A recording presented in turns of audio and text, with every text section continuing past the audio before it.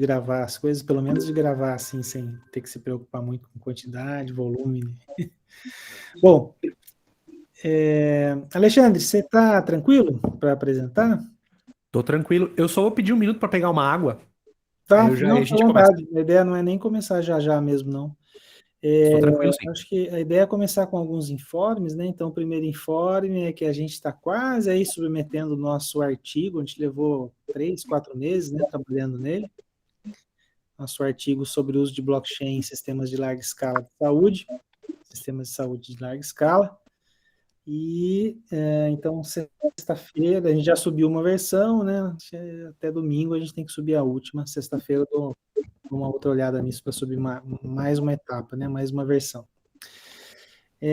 Outra coisa que aconteceu nesse período, a gente mandou um projeto FAPESP com o pessoal da França, com o Dário, quase todo mundo aí, bom, se você não conhece o Dário, vai conhecer, né? Ele costuma aparecer nas nossas reuniões de blockchain, né? O Dário é um professor brasileiro, tá trabalhando em Paris, e aí teve um edital França-Brasil, a gente mandou um FAPESP, mas é daquelas coisas que a gente manda e esquece, porque o resultado sai só em outubro, tempo. Talvez por ser binacional, né? Basicamente 6 meses para avaliação. Que eu me lembro. Bom, outro aviso, a gente tem alguns novos alunos, né? A Camila, mas eu já apresentei a Camila na reunião passada, mas só para lembrar que a Camila é aluna de mestrado e está trabalhando com interoperabilidade baseada, né? Apoiada por blockchain. E a gente teve também lá no INPE com o VJ o Gabriel, né? Que a priori está caminhando ali para trabalhar com o uso de blockchain para aumentar a confiança da informação de localização. Aí com várias aplicações, como por exemplo em drones, em qualquer cadeia de supply chain, né? Várias aplicações possíveis ali. Mais informes, pessoal, alguma coisa acontecendo? Tem alguns congressos estourando aí, né? Submissões, a gente já mandou na lista. Então, sempre que tiver alguma informação, por favor, mande na nossa lista de WhatsApp para alimentar e costuma ser útil, né? Então, beleza. Então a gente pode, se alguém tem algum informe, alguma observação para fazer? Então, Alexandre, vamos lá, né? A ideia, para a gente Bora. simular um pouco e te ajudar com o trabalho de se preparar para a dissertação de mestrado em breve. Aliás, dia 15 de junho, né? A defesa de dissertação do Alexandre. Vou convidar todo mundo lá na nossa lista. A ideia é que você fique em torno de 30 minutos, né? Então, lembrando, de 30 a 50 minutos, e aí depois a gente passa para uma fase de perguntas. Sim, E não só perguntas, mas como eu mencionei, contribuições aí para te ajudar na defesa. Alexandre, fica à vontade. perfeito. Eu vou fazer um ajustezinho eu fiz um ajuste no material, estou usando basicamente o material da Quali como base, mas eu vou pular um monte de questões metodológicas que estão direcionadas diretamente à pesquisa, porque eu acho que eu tive uma oportunidade de fazer uma boa avaliação. O professor BJ pôde me ajudar ali na época como avaliador da minha banca de qualificação, também me deu feedbacks muito valiosos ali no material. Eu vou pular um pouco dessa parte, mas eu vou fazer um contexto porque eu não estou seguro se todos que estão aqui participaram da apresentação que nós fizemos na- quando teve a última reunião do grupo de pesquisa, quando eu estava perto da Quali, tá? Então, Eu acho que é interessante apresentar a ideia de identidade autossoberana, sim, mas fora isso, beleza. legal. Então, a pesquisa, né, o uso de identidades de autossoberanas para o compartilhamento de dados de saúde, esse é o tema principal da pesquisa e sendo orientada aí pelo professor Arlindo e pelo professor Vladimir, que logo deve se somar a gente e disse que entrava um pouco mais tarde, né? Vamos falar um pouquinho sobre a motivação, né, o porquê que a gente foi atrás desse tema. A grande verdade é assim, a gente gera uma quantidade imensa de dados de saúde ao longo de toda a vida, né? E esses dados eles são fragmentados, estão espalhados em um monte de laboratórios e um monte de hospitais, então é muito difícil você conseguir ter a disciplina pessoal ou até os meios para poder guardar e gerar um prontuário médico completo da sua saúde, né? Além disso, seria muito importante que a gente pudesse criar mecanismos que dessem para o usuário esse ownership dos seus dados de saúde sem comprometer a privacidade desse usuário. Então, assim, quando se começou a falar nos primeiros Personal Health Records, se imaginava de serviços em nuvem, que você pudesse ir lá, subir os seus dados de saúde, usar isso como prontuário digital. O grande problema desse modelo é que você fica refém da prestação de serviço desse provedor e da segurança que ele pode oferecer ali em guardar esses dados. Então, neste cenário, o uso da identidade soberana nos parece fazer sentido e tem uma questão de modelo mental, que é a parte do caminho que a gente estava tentando traçar. Vamos falar um pouquinho do que é identidade autossoberana, né? Ah, a gente teve diversas discussões aí ao longo dos anos a respeito das identidades digitais, né, das personas digitais que estão sendo criadas para as pessoas conforme elas interagem com os serviços de internet. E numa dessas discussões aí, o Christopher Allen, um autor até bastante renomado, ele criou um draft de um conceito que ele chamava de identidades autossoberanas. Seria a quarta geração das identidades digitais, em que ele dizia que o usuário deveria ser parte central da administração da sua identidade, e ele deveria exercer controle sobre ela sem depender de autoridades centrais, né? Então, a gente começa desde aquele modelo inicial, né, de identidades centrais, em que você, para cada site, você precisa criar o seu usuário, sua senha, criar um perfil e o teu acesso está nas mãos, os teus dados estão nas mãos dessas pessoas. Aí você parte para um cenário mais federado, em que você começa a ter grandes provedores de serviços que concentram a identidade do usuário e você federa usando o login do Google, login do Facebook, login do Twitter, enfim, para poder se autenticar. Isso diminui um pouco a centralização, mas ainda assim você fica refém na mão de 2 ou 3 grandes provedores que são os donos da identidade, e o dia que o Google cai fora, o Google sai fora do ar, um monte de sites que você se loga com a identidade do Google são prejudicados porque você não consegue fazer a federação. E junto disso veio essa ideia de assim, olha, a identidade soberana ela poderia permitir que a identidade seja a claim, a credencial verificável, né, fosse parte de uma carteira digital do usuário, né? Então a gente parte da ideia de que você precisa ter uma carteira digital, o usuário tem posse da sua credencial, e você precisa ter um mecanismo de uma ledger descentralizada que poderia ser usada para armazenar os meios criptográficos para validar a veracidade dessas credenciais emitidas para esse usuário. Então, usando um mecanismo similar aí com estrutura de chave público-privada, eu teria um local onde eu armazenaria as chaves públicas das entidades participantes desse contexto autossoberano, né, de identidade soberana, e emissores de identidade poderiam emitir, fazer afirmações sobre determinado usuário, assinando com a sua chave privada, e qualquer pessoa poderia, ou qualquer organização, entidade poderia validar essa veracidade, verificando se a assinatura digital corresponde com a chave pública de dado ator, né? Ah, então, isso é basicamente o desenho da identidade soberana.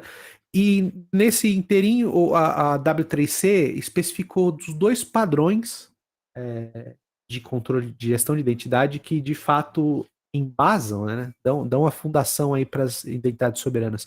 O primeiro deles, que está vinculado ali às nossas carteiras digitais, são os Decentralized Identifiers, os DIDs. Os DIDs são identificadores globais únicos, né, que permitem aí a identificação de determinado ator, de determinada persona dentro desse ambiente autossoberano. Esse DID ele concentra um ID único e algumas, algumas credenciais certificados digitais, né, que são usados aí para geração de provas criptográficas. Você pode ter DIDs públicos, que são esses que são registrados nas blockchains, ou você pode ter DIDs privados aí numa comunicação peer-to-peer. E as credenciais verificáveis, elas são o equivalente de credenciais no mundo real, ou seja, eu tenho uma carteira de motorista, se eu precisar, eu apresento essa carteira de motorista para um policial, para comprovar minha idade, enfim. Só que, diferente dessas versões físicas do documento que está ao portador, né, do seu dono, ela não depende do privilégio, do prestígio ou da confiabilidade na instituição que a emitiu por si, per se, mas sim ela depende de uma validação criptográfica, né, para garantir que ela seja uma prova não adulterada, né, de autoria. Então esses dois padrões aqui é o que criam a fundação tecnológica do conceito que o Allen definiu lá atrás de identidade soberana. Então, passando geral, o conceito que se imagina, né, e os princípios importantes da gente ter, é que dentro de uma interação típica de identidade soberana, a gente tem 3 atores principais. Eu tenho um issuer, que é o emissor dessa credencial, dessa claim, né? A gente começa a chamar de claim aqui toda a afirmação feita sobre uma pessoa que é o holder, o portador da identidade. Um cenário aqui comum, a gente podia dizer, uma universidade, ela emite para o seu aluno um diploma de determinado curso, e essa afirmação, que são as notas e a graduação desse cara, é a claim, ou seja, a IFESP, ela afirma que o Alexandre tem a graduação em tal curso, né? Então, o issuer emite para o holder e o holder guarda dentro da sua carteira digital essa afirmação sobre si feita pela universidade. Em algum momento que eu for fazer uma entrevista e precisar comprovar meu grau de instrução, eu posso apresentar como prova para um verificador, que é alguém que vai avaliar o meu currículo, né? Uma apresentação de prova de que eu sou graduado. E essa apresentação de prova, ela pode ser eu apresentar os dados que estão na minha claim, ou mesmo eu fazer uma apresentação de prova de zero conhecimento, que está aqui uma apresentação que indica que eu sou graduado em determinado curso que é requisito para essa vaga, sem que eu precise expor os detalhes dessa afirmação. De que ano que eu me graduei, quais foram as minhas notas, ou até mesmo qual foi a instituição que eu graduei. O que o verificador precisa fazer nesse caso, então, é buscar em uma carteira, em uma ledger, né, descentralizada, normalmente uma blockchain, e verificar se a apresentação que eu faço de uma claim existente, ela é legítima, baseada nas assinaturas e nas funções criptográficas que estão embarcadas ali na claim, usando esses identificadores e os esquemas, ou seja, o metadado daquela credencial, para poder validar essa prova. Então, esse é o contexto da identidade soberana. E como é que a gente junta isso com a ideia dos registros eletrônicos de saúde, da ideia de compartilhamento de dados de saúde? Eu acho que esse é o modelo mental que eu mencionava um pouco antes. Se a gente imaginar que uma carteira de motorista ou a afirmação de que a pessoa está ou não habilitada a dirigir é uma afirmação sobre a pessoa, assim como, por exemplo, um hemograma feito de um usuário, ou se ele tem ou não diabetes, ou se ele testou positivo para Covid ou não, funcionam da mesma maneira. Então, adaptar o contexto de identidade soberana para gerenciar o dado de saúde e o tratamento desse compartilhamento parece muito natural. E aí entram os casos de uso que a gente imagina.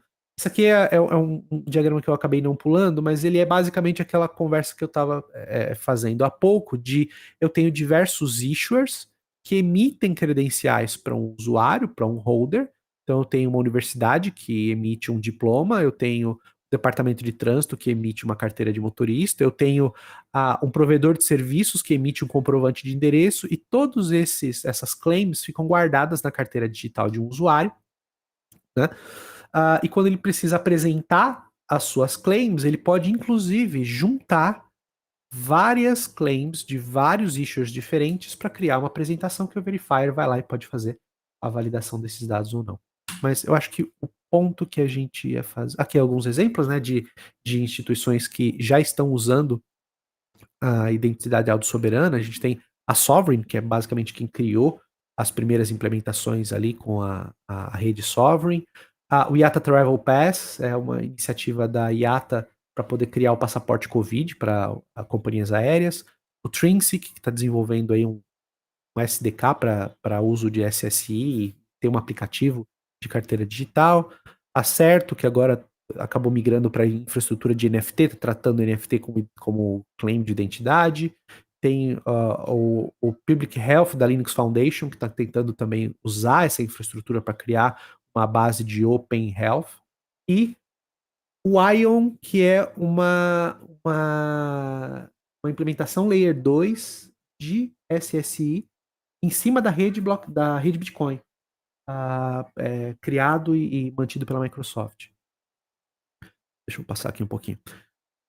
Então, como a gente estava falando, o modelo de identidade, de uma maneira, um contexto mais geral, eu tenho o issuer, holder e verifier, e a abstração poderia se concretizar em alguns outros casos, como, por exemplo, notas clínicas. Imaginando, um médico emite um diagnóstico ou uma anamnese para um paciente, e esse paciente vai em um outro médico para pegar uma segunda opinião, ou então um clínico geral é enviado para um especialista, para um cirurgião. Então ele pode apresentar o resultado da consulta médica e da avaliação que foi feita de um paciente, de um médico para um outro médico. Ele pode validar a veracidade disso para poder fazer um diagnóstico mais assertivo. A receituário de medicamento controlado é um outro cenário que poderia ser factível aqui. Eu tenho um médico que emite para mim uma permissão para comprar Rivotril, e eu vou até uma farmácia e apresento isso como prova para que eu possa fazer a compra desse medicamento controlado. Mesma coisa, testes de exames de saúde. Eu vou num laboratório, faço um hemograma, faço um teste de Covid, faço, enfim, um teste, sei lá, teste ergométrico, e eu posso apresentar isso para o meu médico também. A partir da minha carteira, ele pode conferir a veracidade disso.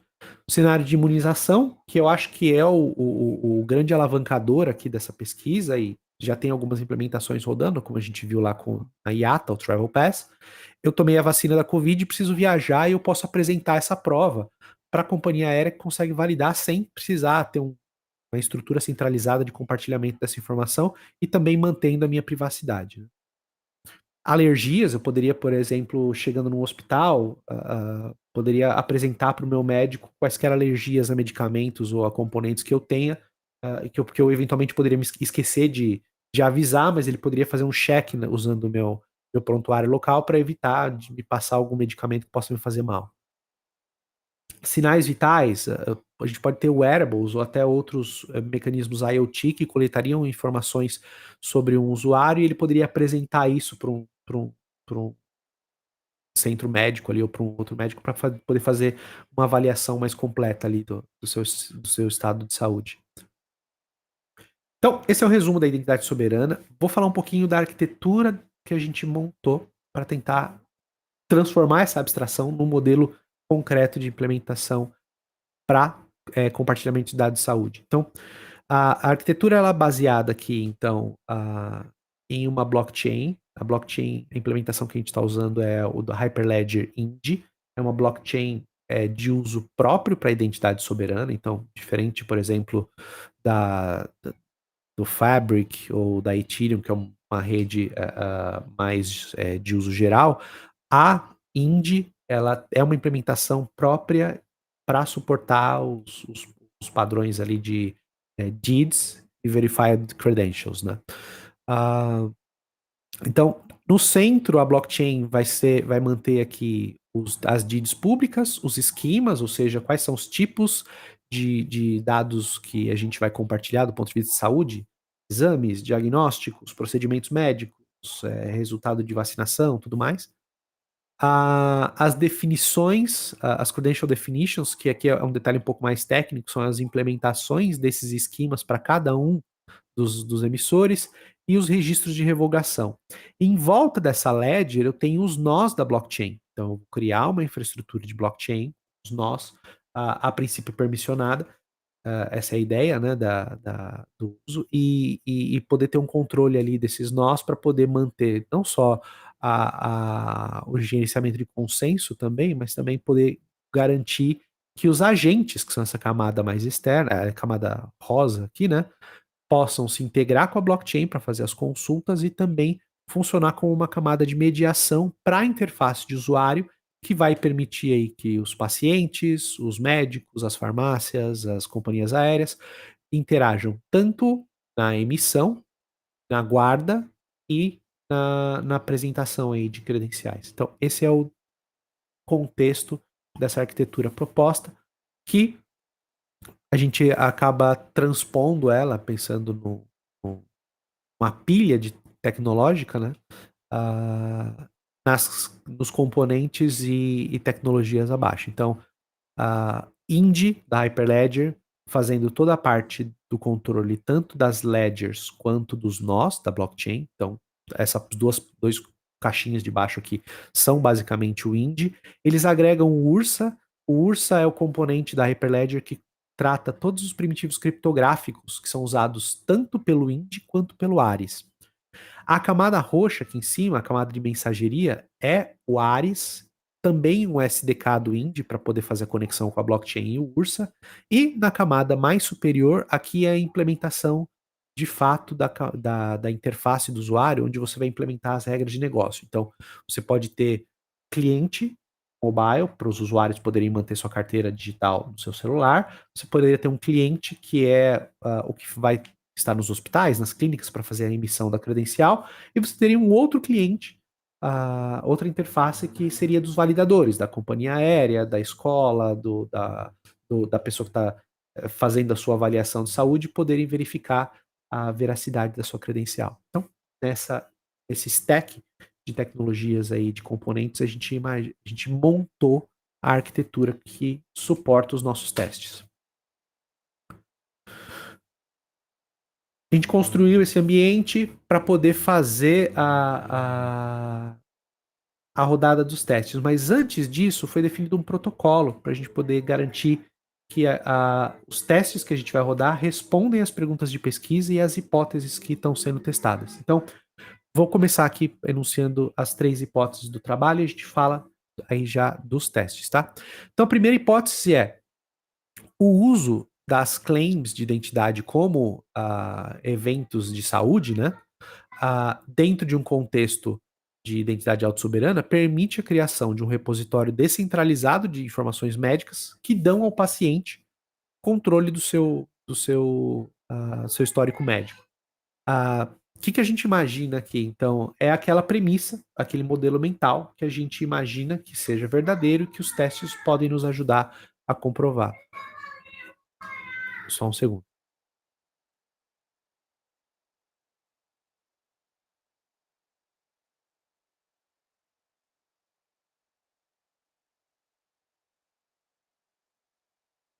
Vamos aproveitar para dar um oi pro Vladimir aí. Bom dia, Vladimir. Tudo bem, gente? Desculpe o horário. Perdão, pessoal. Vamos lá, Ale. Olá, Vlad. A segunda hipótese. Desculpa. E as dimensões que a gente imagina que possam ser usadas para avaliar essa hipótese é a funcionalidade, ou seja, se a gente consegue suportar os requisitos que esse modelo mental proposto, né, esse approach permite, a usabilidade, ou seja, existe atrito, existe fricção que pode impedir o usuário de aceitar ou adotar a solução, se ela escala e se ela performa, se a infraestrutura consegue suportar o caso de compartilhamento de dados de saúde, que, como nós sabemos aqui, o grupo tem participado da criação daquele artigo lá sobre o uso de blockchains aí para dados médicos, é um cenário de larga escala, né? A segunda hipótese, os registros, a informação médica anonimizada, armazenada na blockchain pública, permitiria que pesquisadores conduzirem pesquisas médicas nesses dados anonimizados sem comprometer a informação do paciente. Essa hipótese, ela caiu por terra durante os testes, porque quando a gente começou a avaliar o modelo de armazenamento de informação, a gente percebeu que o dado médico não fica guardado na carteira pública, na Ledger. Ele fica sempre dentro da carteira do usuário. Então, é uma solução que ela é privacy first. Então, uma vez armazenado na carteira, não é possível que esse dado seja compartilhado sem uma ação ativa do seu holder. Então, essa é uma hipótese que se imaginava no começo da pesquisa e ela foi refutada porque, pelo menos out of the box e sem complementos, não dá para a gente criar, por exemplo, um repositório de dado médico público anonimizado. A motivação era muito boa, a gente imaginava que pudesse ser, por exemplo, registros de vacinação de Covid, eu pudesse tirar dados estatísticos de quantas pessoas se vacinaram no último mês na cidade de São Paulo. Poderia buscar essa informação e sem comprometer o dado médico. Como essa informação não fica guardada na blockchain, essa hipótese já foi refutada. E a hipótese 3, a solução reduz o risco de exposição de dados de hospitais e centros médicos, né? Diminuindo a exposição deles aí de vazamento de dados dos pacientes. Então, nós estamos falando aqui em segurança e inconsistência. Qual a metodologia que a gente adotou para os testes, né? A gente criou uma versão básica da arquitetura proposta, né?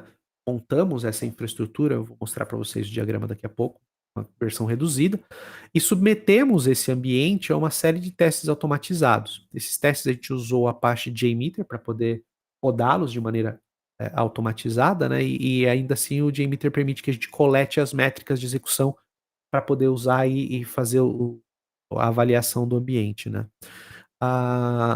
A carga foi feita para simular o número de usuários dentro de uma interação típica e foi aumentando de 20 em 20 usuários simultâneos. Então a gente começa com 20 usuários simultâneos, 40, 60, 80, e o método vamos aumentando a quantidade de usuários simultâneos até que a gente consiga perceber a degradação ou falhas aí no ambiente.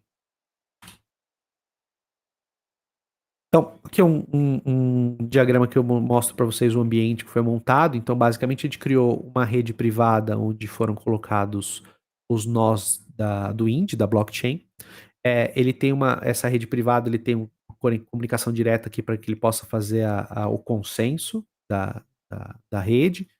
E essa rede privada também oferece IPs públicos desses nós para os agentes ARES que estão ali espalhados, né, poderem se conectar e validar essas credenciais, tá? Eu tenho aqui eu tenho 4 servidores, né, como int. Eu tenho um servidor Bastion aqui no meio que é necessário para fazer o setup do ambiente. E eu tenho um servidor para fazer o papel do issuer, ou seja, o emissor da credencial, um servidor para fazer o papel do verifier e 2 servidores para fazer o papel dos holders. Por que 2 servidores para os holders? Porque o holder, ele é quem fica com o trabalho pesado da interação dentro de um contexto de SSI. Porque é ele que contata o emissor para poder pedir a credencial, ele que contata o verificador. Então, tudo se concentra no holder. E como o holder espera-se que sejam os pacientes nos seus celulares, não é um componente de infraestrutura com o qual eu deveria me preocupar do ponto de vista de performance, porque ele vai estar pulverizado. Eu vou ter milhões, milhares de usuários para uma quantidade menor de issues e verifiers.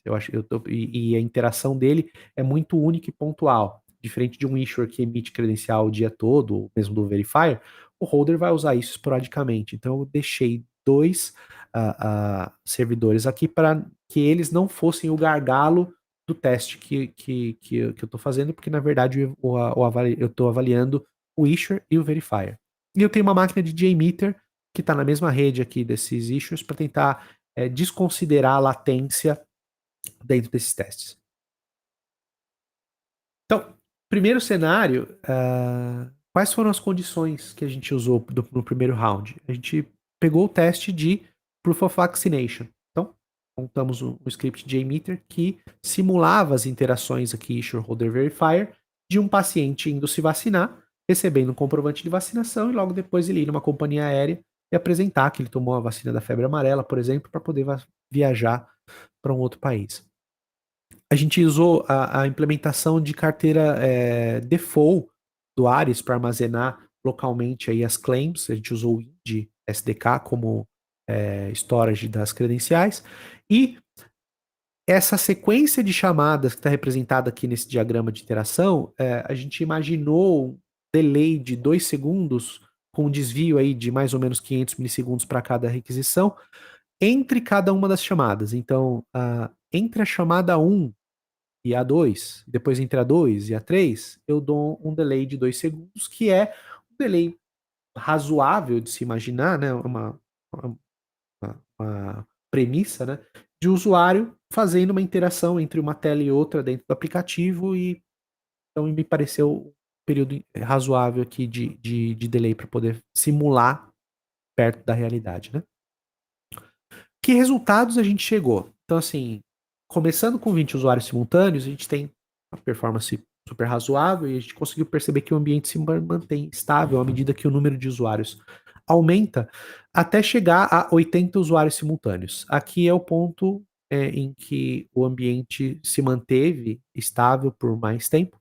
Quando a gente subiu para 100 usuários simultâneos, a gente começa a perceber que sim, a performance ela vai degradando, e a partir dos 80 usuários simultâneos, ela se degrada cada vez mais rápido e ela começa a apresentar erros nas requisições. Inicialmente uma quantidade baixa de erros, mas quando a gente vai para 120 usuários, um quinto, mais de um quinto aí das mensagens começam a gerar erros, aí que a gente já sabe que tá muito fora. O que a gente conclui desse... aliás, e aqui está uma tabela mais completa, eu vou gastar muito tempo nela, depois eu compartilho com vocês, mas aqui são os números que a gente observa, API por API, ou seja, interação por interação, os tempos médios de resposta, a quantidade de threads e o uso de CPU, memória e a quantidade de requisições falhas em cada um deles, tá? Deixa eu ver se eu consigo pegar o ponteiro aqui.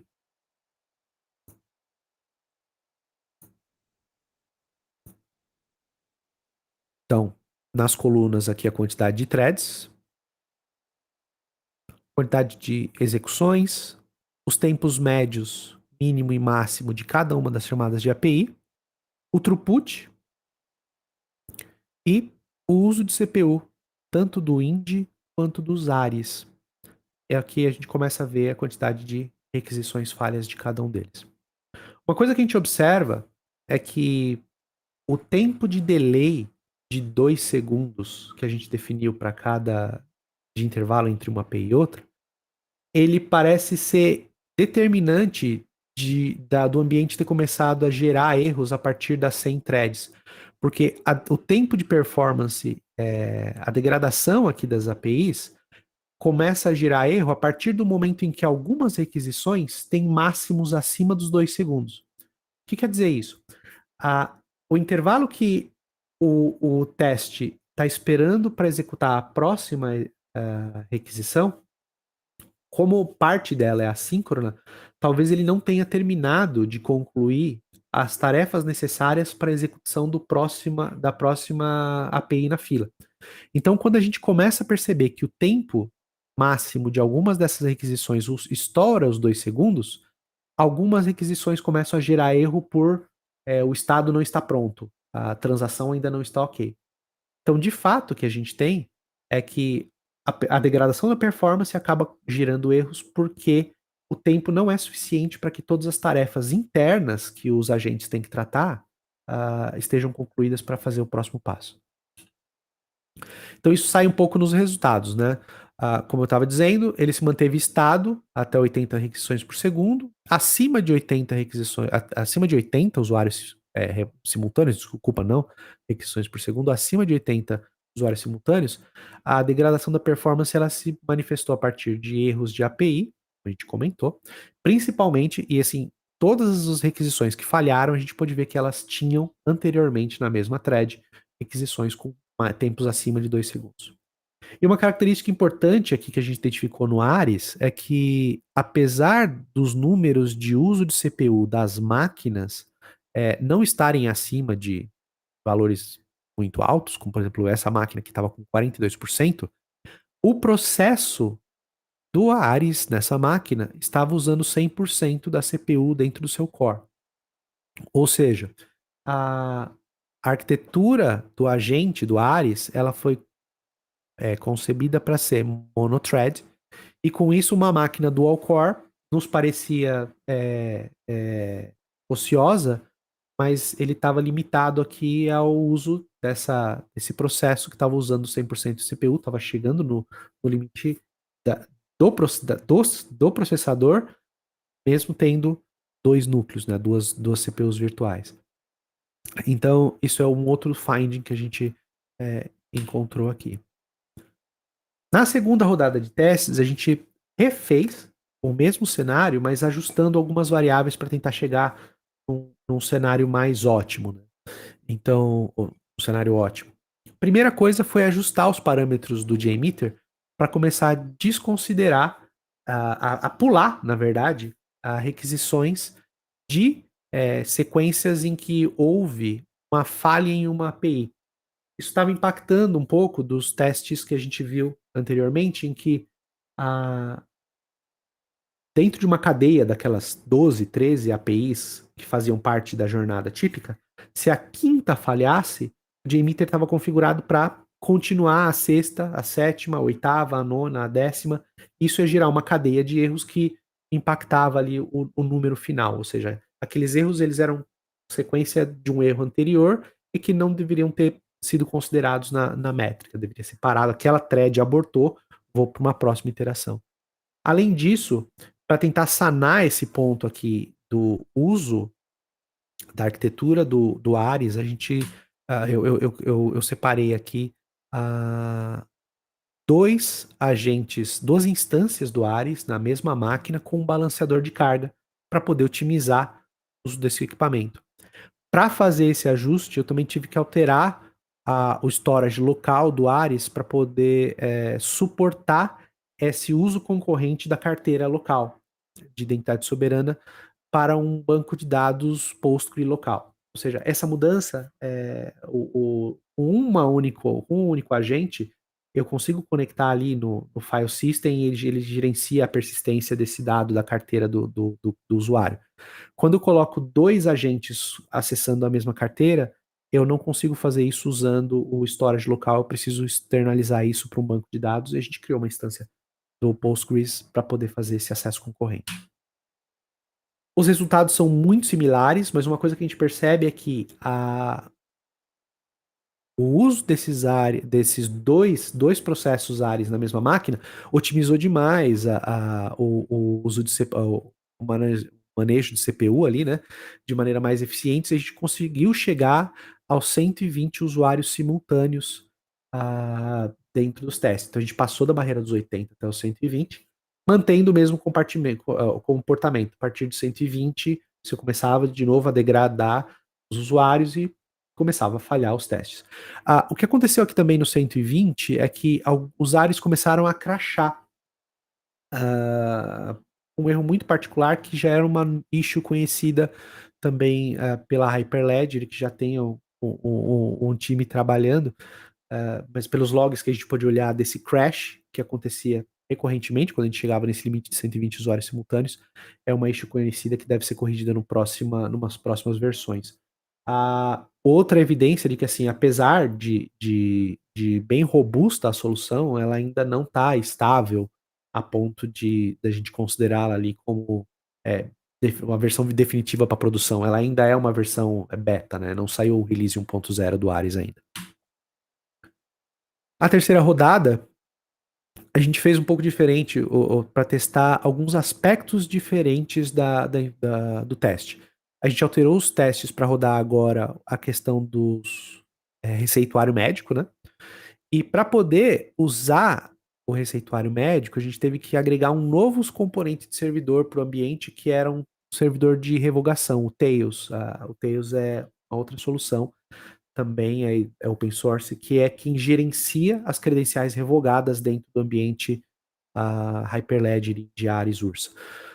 Então tivemos que adicionar isso aqui porque a ideia do receituário controlado é que ele também valide que uma receita que já foi usada, ou seja, aquela receita já foi revogada, não possa ser uma receita válida para compra. Então ele também tem que validar que aquela receita não teve a sua revogação. Tá?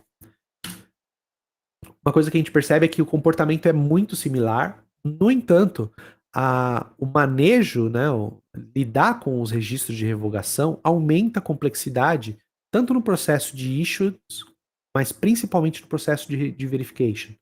Então, a degradação aqui dentro de um teste, que, por exemplo, com 80 usuários simultâneos, como a gente estava fazendo ali no cenário de comprovante de vacina, você tem um tempo médio de resposta das APIs de verificação quase o dobro do tempo das APIs de issuance, né?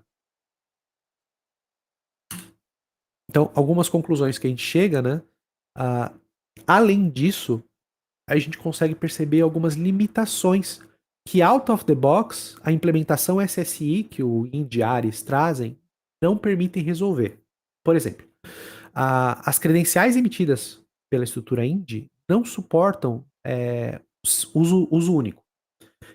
Isso para um cenário de receituário médico é fundamental. Se eu for na farmácia A comprar a minha Ritalina, o meu Rivotril, e eu for na farmácia B, eu preciso que essa credencial não seja mais válida. Isso hoje não é suportado pela estrutura de credenciais do Indy. Então, essa capability, hoje, ela é quase um blocker para o cenário de receituário médico. Uma alternativa seria que essa drogaria inicial, onde eu comprei a farmácia, pudesse revogar essa credencial que foi emitida para mim, porque afinal das contas ela me vendeu o remédio, ela poderia revogá-lo. Mas os mecanismos padrão do INDE só permitem que quem revoga uma credencial é o próprio emissor. Então eu não posso, por exemplo, o médico me deu uma receita de Rivotril, eu vou na farmácia e eu compro o medicamento, a farmácia não pode dizer que essa receita está revogada. Somente o médico que a emitiu pode disparar a revogação. Então, esses dois limitadores acabaram aparecendo nesses testes e eles mostraram que assim, as capabilities que o mecanismo de SSI suportam out of the box não são suficientes para cobrir alguns desses cenários. E finalmente o último teste que a gente fez foi derrubar os nós do Indy para verificar se o ambiente continuava íntegro e não ia se comportar de maneira anormal, uma vez que você começa a tirar, a indisponibilizar alguns dos componentes ali da solução. A gente viu que a gente estava rodando com 4 servidores, né, 4 nós de Indy. Quando a gente matou um deles, ele ficou somente com 3 nós, as requisições começaram a ser dropadas por consensus is impossible. Não imaginava esse comportamento. Aí a gente pode argumentar que a rede blockchain do Indy, ela usa o mecanismo de consenso bizantino, né? E pelo que se sabe desse modelo, a estrutura de validação do consenso ela deveria ser 3 nós mais 1, né? Então, ou seja, eu preciso ter.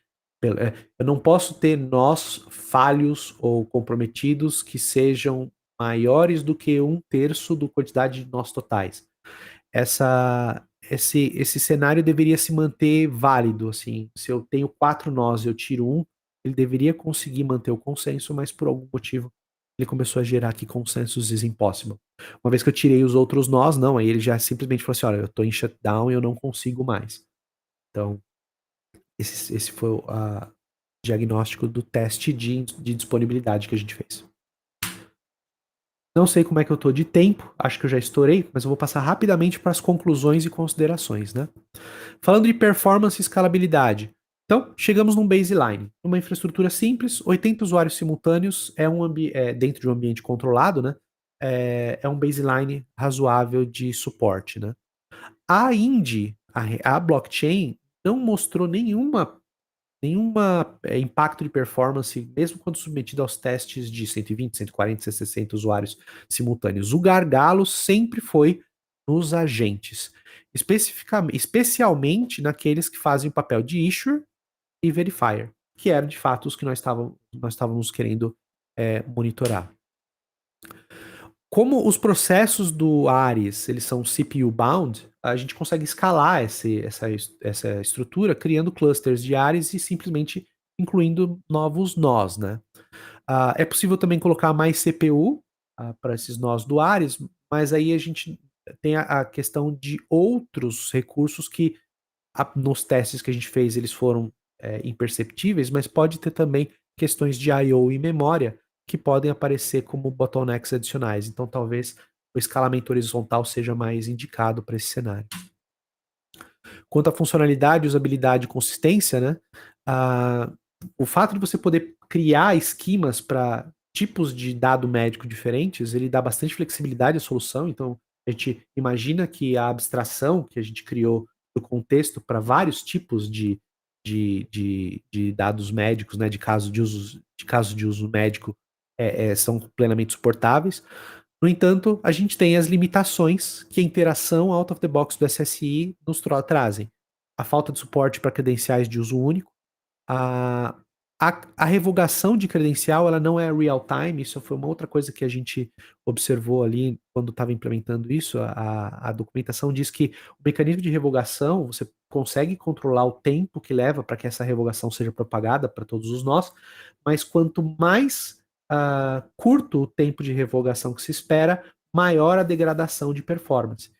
Então, o peso que isso leva nos fluxos de validação. Então, tem um trade-off importante aqui na questão da validação de credencial e talvez para casos que exijam near real time, esse cenário não é factível dentro dessa estrutura. E, como a gente já falou, para alguns casos, como você tenha o break the glass, né, o fato de eu poder necessitar de acessar os dados de saúde de um paciente inconsciente, eu não consigo fazer isso, até por uma questão de design de privacy first da identidade soberana. Então, tem alguns outros desafios que, com uma lógica mais complexa, desenvolvimento você pode resolver, como, por exemplo, apresentar múltiplas credenciais de uma vez só. A ideia de você sempre apresentar uma prova para um challenge, ele funciona para um cenário de prova, mas para um cenário em que o médico pensa, cara, eu quero ter acesso aos seus últimos 4 hemogramas para ver como é que evoluiu determinada condição sua. Ele precisa me pedir 4 vezes um hemograma para que eu apresente 4 vezes o hemograma dentro de uma interação típica. Eu teria que, na camada de interface, criar essa chamada múltipla para permitir que eu faça esse compartilhamento e meio que implemente uma abstração em cima do modelo de trabalho para que o usuário não perceba isso, né? E também algumas limitações na forma como a biblioteca do Indy usa para filtrar credenciais. Hoje, os predicados ali de teste, por exemplo, eu quero varrer o meu prontuário, quero varrer minha wallet por credenciais do tipo hemograma, cuja a glicose seja maior do que 135. Eu consigo determinar esses filtros para poder buscar só as credenciais que dão match com esse tipo. O problema é que ele está sempre restrito a igual, maior ou menor. O que quer dizer que eu não posso deixar que os campos, por exemplo, de nome de medicação, de tipo de exame, sejam abertos. Eu tenho que definir um dicionário de nomes para poder garantir que eu não vou deixar de encontrar dado na minha carteira porque tem um typo na hora que foi digitado isso em algum lugar, né? Outra questão, a abstração da identidade soberana para um cenário de compartilhamento de dado médico, ela nos parece muito razoável com tudo que foi observado, mas é importante o esforço de criar uma experiência fluida para o usuário para que ele possa adotá-lo, esse mecanismo, como uma plataforma de guarda dos seus registros médicos, criando todas essas abstrações e abstraindo todas essas complexidades do contexto autossoberano para o cenário específico do paciente, porque hoje ele precisa disso para que não seja tão complexo lidar com tudo isso e fique mais perto do que ele realmente precisa. Pensando em privacidade e segurança, todos os dados sensíveis estão armazenados na carteira do usuário e nenhuma outra entidade tem os caminhos para acessá-la, né? Por isso é essencial proteger esse dispositivo do usuário que está guardando todas as credenciais, porque ele é o grande vetor de ataque no caso de um usuário malicioso. E, principalmente, esse cenário é típico para todos os casos que usam blockchains aí, carteiras privadas, precisa ter políticas de backup, porque se o cara perder o celular onde está a carteira, ele perde todo o prontuário dele. Gente, finalizo aqui a apresentação, agradeço e estou ansioso pelos comentários. Muito bom, Alexandre. Foi bem legal. Reforço o agradecimento por você mesmo fazendo parte do grupo dos positivos, ter se esforçado aí para fazer a apresentação. Eu tenho uma carreta de comentários aqui, mas eu vou deixar para os externos fazerem perguntas antes de mais nada. Minha dúvida é a seguinte, Alexandre. Eu perdi, né? A parte da apresentação aí, eu tive que sair. É que quando você falou mais que 20 usuários, começa a dar problema, né? Mais que 80. Hã? Mais que 80. Mais que 80 usuários. Qual a solução que você propõe? Ou realmente esse é um... Você falou que eu veio pegando que apesar que a porcentagem do processo é 50%, o CPU está sendo 100%. Sim. Será que precisa de mais poder, mais servidores? A gente imagina... A proposta é escalar esse ambiente. Aí tem duas alternativas. Escalar verticalmente, ou seja, colocar mais CPU, é possível. A gente usou máquinas simples dentro do ambiente de nuvem, então elas estavam limitadas ali a um clock baixo. Certamente esse é o limitante. Então botar mais CPU pode resolver o problema, mas acho que o mais indicado do cenário, e até vendo um pouco da arquitetura do Ares, é escalar na horizontal. Botar mais máquina. Então usar um ambiente escalável ali de nós, Ares, para aquela entidade específica, compartilhando uma mesma carteira aí que vai estar armazenada num mecanismo de storage externo. Isso a gente viu, inclusive eu acho que eu fiz uma segunda rodada de testes, a gente pôde testar isso. Eu coloquei 2 agentes para rodar sob um balanceador de carga, sobre um proxy reverso, e de fato eu consegui quebrar a barreira dos 80 e chegar a 120 usuários simultâneos de maneira muito tranquila. Então, eu consegui aumentar a estabilidade. Percebi, de fato, que o uso de CPU ficou muito mais eficiente. Eu estava com 2 agentes rodando no mesmo computador, no mesmo servidor, compartilhando CPU, memória, tudo mais, e eles conseguiram seguir dividindo a carga entre eles sem alterações importantes em uso de memória e em I/O, até que a CPU de novo virou gargalo, eles começaram a fazer top de CPU e começaram a degradar o tempo de resposta, e a gente chegou lá perto dos 120 com os mesmos problemas. Então, por mais máquina. Então, tá, entendi. Tá legal. Valeu, obrigado. Eu que agradeço, professor. O professor Rogério tá mudo. Eu tenho uma questão, Alexandre, que é o seguinte: os dados dos exames em carteiras. Você falou até em celular e fazer backup, ou seja, vai estar na nuvem ou em algum lugar. Para mim, e olhando a estrutura do blockchain hoje, as transferências estão no blockchain. Sim. Então, o problema não é a transferência em si ou o dado do exame em si. Por exemplo, existe um paciente com insuficiência de vitamina D. Isso não é problema. O problema é você falar: o Rogério tem insuficiência de vitamina D em tal dia. Entendeu? Sim. Então, você... E é uma coisa que eu era... A gente até falou do nosso grupo lá do trabalho, né? Que o SUS usa um data lake para armazenar. E eu até fui meio contra, falei, não, tá, mas aí eu continuando pesquisando, eu vi que é interessante. Também será que não é interessante você guardar os meios de acesso aos dados no celular ou em qualquer dispositivo, sei lá, processo que autorize o usuário e senha, por exemplo, a ter acesso às chaves, e os exames em si está no Data Lake, permitindo, inclusive, as estatísticas, entendeu? Uhum. É um questionamento que eu me fiz, também na minha pesquisa, e aí eu vi alguns artigos que me ajudaram a né, resolver esse meu problema, né? Esse Sim. meu preconceito, né? Quando a gente fez a revisão, eu fiz a revisão sistemática sobre o tema para tentar buscar quais implementações existiam de repositórios de dados e mecanismos de compartilhamento e armazenamento de dado médico baseados em blockchain. E uma das respostas que a gente viu e algumas das implementações que o pessoal estava seguindo, né, e parecia uma tendência, tanto que saiu como conclusão da revisão sistemática, foi que estavam usando redes blockchain para uso geral e contratos inteligentes para exatamente poder controlar o acesso e garantir o anonimato aí dos registros que ficavam guardados na blockchain. Esse parece ser um caminho.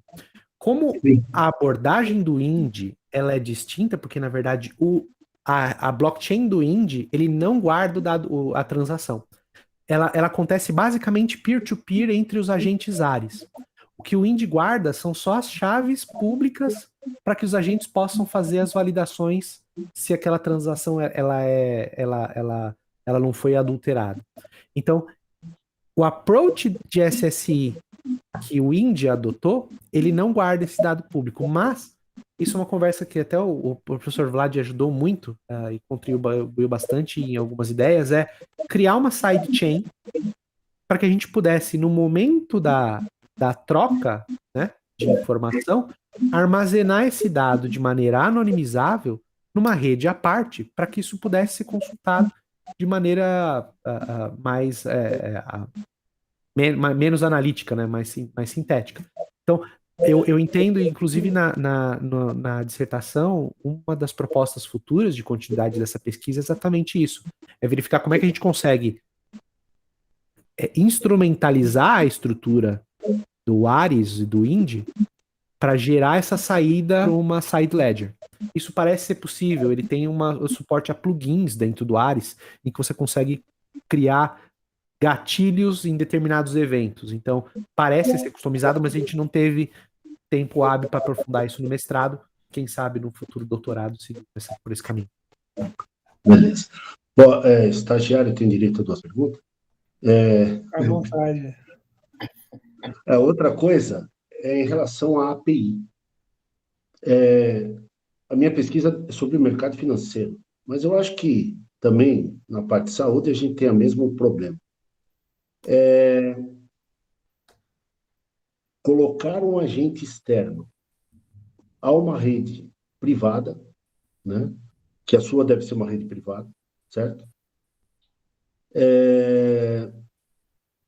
Exige uma segregação. Sim. Vocês estão planejando uma segregação padrão? Por exemplo, quem não tem determinados acessos já tem um acesso padrão. Por quê? Se deixar para o usuário fazer a segregação, não vai acontecer. Né? Minha mãe, por exemplo, não segregaria. Claro. Então, assim, ninguém tem acesso a nada. Entendeu? Ou Sim. tem acesso a algumas coisas. Entendeu? Você tem alguma previsão? Sim. Na verdade, eu vou trazer o diagrama aqui, porque eu acho que essa é uma excelente pergunta. E é uma pergunta que eu estou me fazendo agora, tá? Sim. Falando ajuda tua. Claro.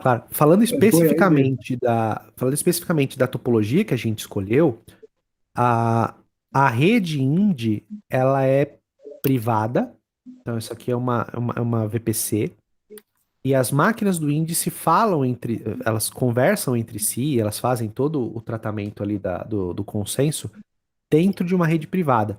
Mas elas também têm interfaces para a internet que os nós acabam vindo de rede pública. Então, assim, eu tenho nós, esses IPs estão abertos para a internet para fazer essa conexão. Claro, a gente vai ter que fazer um controle, isso já existe hoje, o mecanismo que o Indy e o Ares usam para poder permitir a conectividade é a partir de um controle de acesso da aplicação. Você embarca um arquivo de validação e você só pode acessar essa rede se você tiver esse arquivo que acessa ali a blockchain em si. Tirando essas conexões... Desculpa, pode falar. Então, vocês não têm acesso, por exemplo, de alguém, um médico independente, que queira acessar os exames? Não existe. Não, agora Tanto porque o exame não está guardado, centralizado. O exame está dentro do dispositivo do usuário. Não, sim. E toda a conexão entre eles é peer-to-peer aberta. Para ter uma ideia, o paciente, via de regra, ele não precisa conectar na rede blockchain. Quem acaba conectando na rede blockchain são os emissores e os verificadores para poder fazer a criação e a validação das credenciais que o holder, que o portador, paciente, apresenta. Então, é toda conexão direta. Quem vai na blockchain, o holder vai na blockchain quando ele faz ele é enrolado dentro da rede, quando ele precisa ter a DID dele pública. Mas uma vez disso, é tudo peer-to-peer. Aí teria que mostrar o celular para o médico ter acesso ao exame. Ou ele cria dentro do... Ele faz um handshake com o médico. Normalmente ele vai capturar um QR Code ou vai pegar um endereço. Aí eles vão estabelecer uma conexão de confiança entre os nós. E ele vai mandar diretamente para o celular do médico a apresentação de prova dele. Entendi. A mesma coisa do emissor. Então, quando ele está no consultório e o médico vai lá e vai dar uma receita médica ou um diagnóstico, o médico vai fechar uma confiança, né? Vai fazer um handshake, vai estabelecer e vai falar assim, ó, tá aqui a tua credencial assinada por mim. Ele vai guardar esse dado no dispositivo local dele. O que eu acho interessante do Rogério, desculpa te incomodar, Rogério, mas é a questão, acho que estão falando questões de usabilidade muitas vezes, né? E aí está bem aberto porque parece que é uma nova forma de fazer as coisas, né? E essa nova forma sempre gera atrito com o que existe ou a coisa mais fácil. Então, você ter que passar QR Code, criar permissões, enviar certificados para lá, para cá, é uma coisa bem nova, né? E acho que isso está bem aberto ainda. Eu concordo com o Rogério, não é algo tão fácil de resolver. Para o pessoal de computação, tudo ok, mas fora da computação nem precisa ter muita idade. Fora da computação já olha assim, já não gosta muito. Né? Não, mas e hoje a gente fala de celular. Daqui a pouco com os wearables, isso aí vai se resolver tranquilamente. Né? Vai ter sua camisa armazenando seus dados. Né? Então, uma última, e prometo que é a última. Vocês estão com uma rede fechada. Sim. Para que consenso?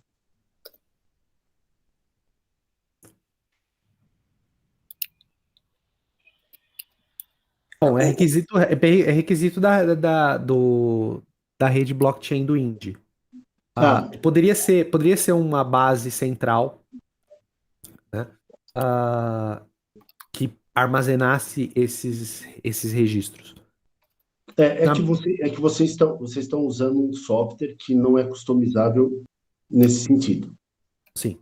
Porque se tiver uma rede privada, eu sou um laboratório, estou mandando informações. E não estou movimentando informações. Aí, teoricamente, eu não precisaria de um consenso. Sim. E aí, o seu problema de performance resolveria. Deixa eu tentar colocar esse ponto, Rogério, como pela mesma figura do Alexandre, você vê que tem diferentes Indy Labs, certo? Você tem diferentes nós em diferentes lugares.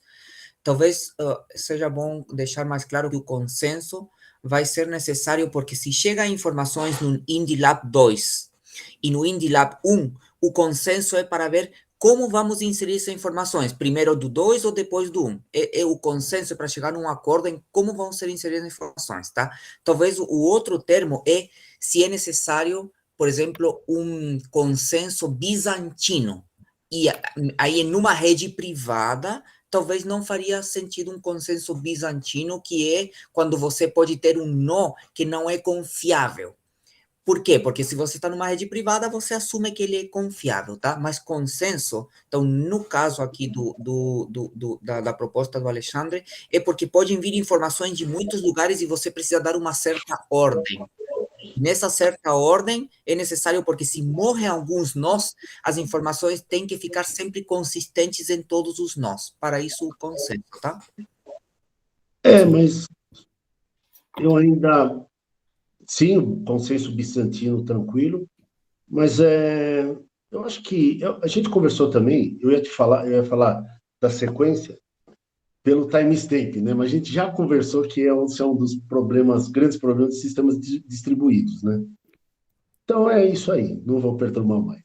Não, mas eu Obrigado. acho que é uma reflexão interessante, até pelo modelo. Eu acho que, assim, mais uma vez, a gente partiu da abstração de um modelo de identidade soberana para tentar usar ele para tratar registro médico. A implementação base desse modelo auto-soberano, que é o que deu origem ao INDI e ao ARIS, é a Sovereign, a rede Sovereign. E a rede Sovereign, eles criaram ela baseado num modelo de governança descentralizado em que eles convidam entidades para se juntarem a essa rede permissionada, em que a contribuição delas é: traz uma máquina aqui para dentro da nossa rede, você vai fazer parte desse grupo. E para essa estrutura de governança se decidiu que seria importante manter o consenso entre os nós. Para um cenário desse que a gente está falando do registro médico, talvez não fosse de fato necessário, exceto pela necessidade prática do código, né? Assim, a estrutura tecnológica acaba exigindo. Mas eu entendi o argumento, eu acho que ele faz sentido, sim. Acho que a resposta mais clara é por uma característica tecnológica da solução. Mas mesmo assim tem que ter cuidado, tá? Pelo seguinte, imagina que você tem um nó, o consenso é necessário em sistemas distribuídos, pelo menos para isso, tá? Sim. Veja bem, imagina que você, e mesmo para coisas assim, bem mais, por exemplo, médicas, que você, entre aspas, não alteraria. Vamos supor que não existe nenhuma pessoa que é maldosa e todo mundo vive num mundo feliz, vamos supor esse caso. Imagina que no nó 1, você tem a inserção do certificado médico. E no Lab 2, e no nó 2, você tem a eliminação desse certificado. Revogação. A revogação. Então, nota que é necessário primeiro que venha a inserção e depois a revogação. Esse é o consenso, é a forma de inserir as informações muitas vezes. Então, se você fizer o inverso, ou simplesmente você perder a informação da revogação, tem um problema sério. E o consenso ajuda nisso, tá? Sim. Só um detalhezinho. Sim, e você pode até ir para um cenário mais ainda complexo para a identidade soberana, de maneira abstrata, mas de maneira concreta para o dado médico, que é: se eu tiver acesso ilegítimo, se eu ganhar a máquina do IndNode 4 em criar lá um DID falso, de um médico falso para poder emitir certificado de vacinação falso ou a receita médica fraudulenta, eu preciso que os outros nós percebam que isso não é válido, né? Eu imagino Nós que isso pode ser. confiram, né? Sim. Eu queria dar um pitaco nesse ponto também. Porque, assim, via de regra, eu não preciso de blockchain. Não é nem a questão do consenso, né? Via de regra, eu não preciso de blockchain para implementar a SSI. Mas a questão de blockchain ela é muito útil ali, especialmente se eu penso em ter um consórcio de nós INDI, né? Então, imagina, por exemplo, que eu tenho Unimed, DOR e Sabin, né? E esses caras estão interessados em manter a coerência dessas informações, né? Eu acho que é muito mais nesse sentido, né? De ter um registro confiável, descentralizado, onde eu tenho a ideia de consórcio, né? A ideia de consórcio de prestadores de serviços. Beleza. Quem mais, pessoal? Mais dúvidas?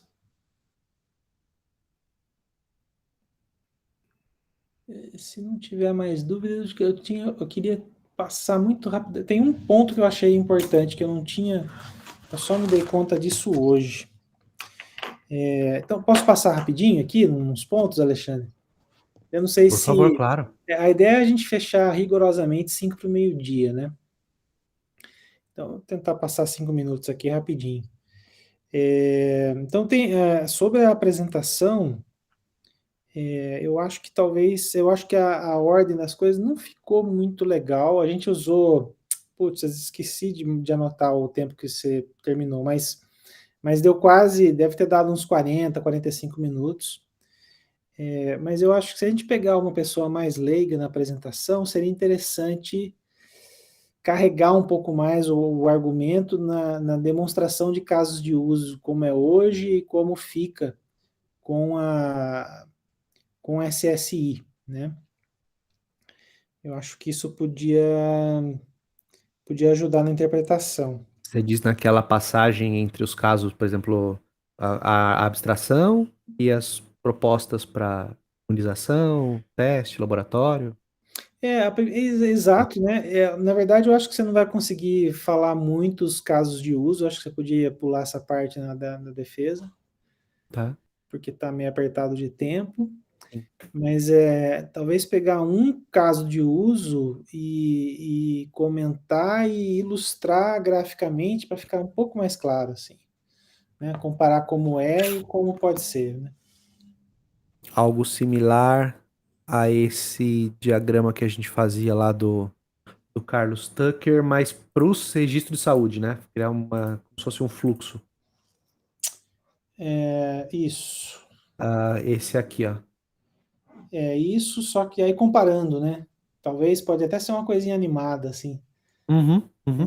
Mas eu acho que também não, talvez o número de casos que você precisa demonstrar seja menor, porque não dá tempo, né? Sim. Eu acho que alguns conceitos não ficaram muito claro, entendo perfeitamente que foi meio corrido, mas, por exemplo, conceito de ZKP, conceito de identidade digital e assinatura mesmo, eu acho que ficou meio no ar. Uhum.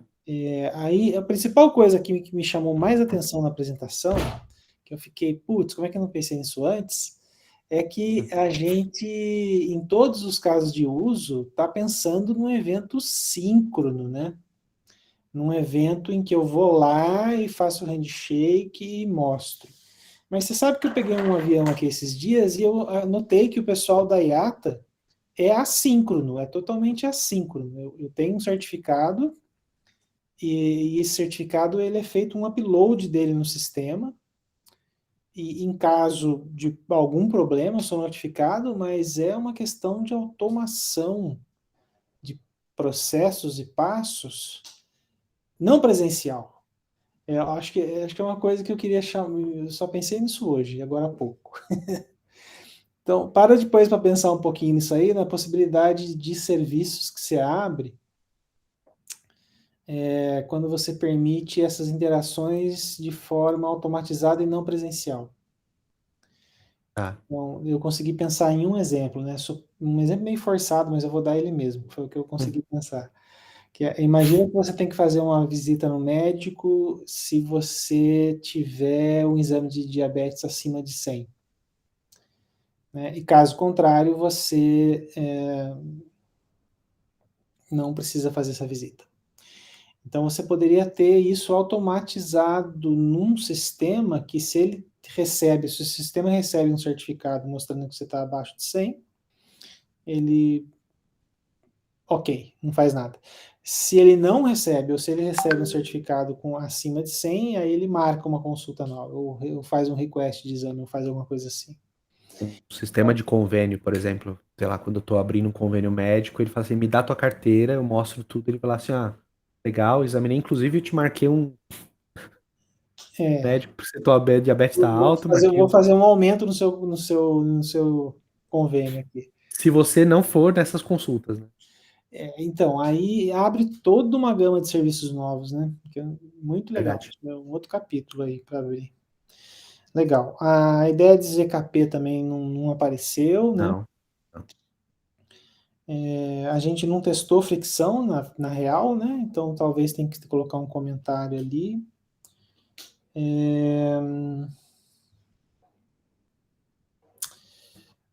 A hipótese 3, lembra daquela história que o dado médico precisa ser gravado? Sim. A hipótese 3, ela cai ali, né? Sim. É a 3 ou a 2? Acho que é a 2, não é? 3. 3. É bom até dar uma olhada, vamos conferir. É a... Vou compartilhar aqui. É a 2. A 3 é sobre... Ó, aqui, ó.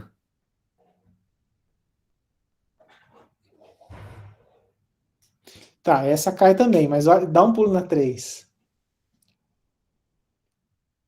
Porque ó, aqui consiste na ideia de que o dado fica só no celular do indivíduo ou no backup que ele gerencia. Uhum. Mas o hospital precisa manter o dado, né? Então a gente não elimina esse risco Precisa por conta daquele link que vocês passaram da lei. da Por lei, lei. né? Beleza, que eu Sim, aprendi com a Violeta que mandou. que tem que guardar por 10 anos, né? É um X de anos lá que é significativo. Era 20 ou 25 anos, acho que era Eram 20. 20, acho que eram 20 anos. É. Ou seja, Outra ela... coisinha que ia ser muito útil, Alexandre, é quando você comentou que, agora lá nos resultados numéricos, né? Quando um dado começa a subir, então, por exemplo, aqui na coluna, sei lá, qualquer um desses dados aí que tenha estourado em volume de tempo, podia pegar e realmente visualizar como é que é o comportamento como é que é o comportamento desse atraso, né? Porque tem duas coisas possíveis aqui, né? Então, sei lá, tem ali numa determinada linha e coluna, tem a média 346 e o mínimo de 35, o máximo de 3.200. Sim. Agora, isso pode ser uma coisa que vai crescendo, sabe, a média, ou pode ser uma coisa totalmente aleatória. Ia ser muito interessante saber. E é muito fácil de mostrar, né? Então, você podia, por exemplo, plotar um gráfico com os pontos para quando mínimo e máximo estão indo bem, e plotar um gráfico com os pontos de quando estou começando a ter erro e tal. Então, provavelmente vai dar dois gráficos bem diferentes e marcantemente visível, né? E aí pode deixar aí para um trabalho futuro da pessoa tentar monitorar isso real time, né? Bom, e aí a gente precisava fazer uma demo também, né? Só para fechar. Sim. Na hora do vamos ver, né, a gente precisaria ter uma demo, então vai ficar bem apertado de tempo, e aí você vai precisar dar uma resumida e dar uma retreinada, a gente ficar dentro dos 50 minutos máximos. Eu acho que, pelo que eu contei aqui, eu levei 40 minutos para apresentar tudo. Eu acho que eu gastei 20 minutos só nos testes e nos findings. Eu ocultei mais da metade dos slides de metodologia, de objetivo, de... Exato, e a Mas metodologia... como está gravado, qualquer coisa a gente vê Sim, depois, sim. quanto demorou em cada ponto. Eu tô imaginando assim, eu tenho uma janela entre 30 e 40 minutos total. Eu pegar e falar assim, olha, 12, 13 minutos de finding, e faço esse time box e eu falo, o resto eu condenso, né? Beleza, mas assim, achei muito legal, acho que a gente tem esses detalhes assim só para acertar. Sim. Pessoal, mais dúvidas para o Alexandre? Tem um aspecto aí muito legal que vale a pena a gente pensar, e agora falando como grupo de pesquisa, que é a quantidade de serviço novo que você consegue abrir, né, usando esse tipo de tecnologia. É um potencial muito bacana, né? Potencial muito alto. Beleza.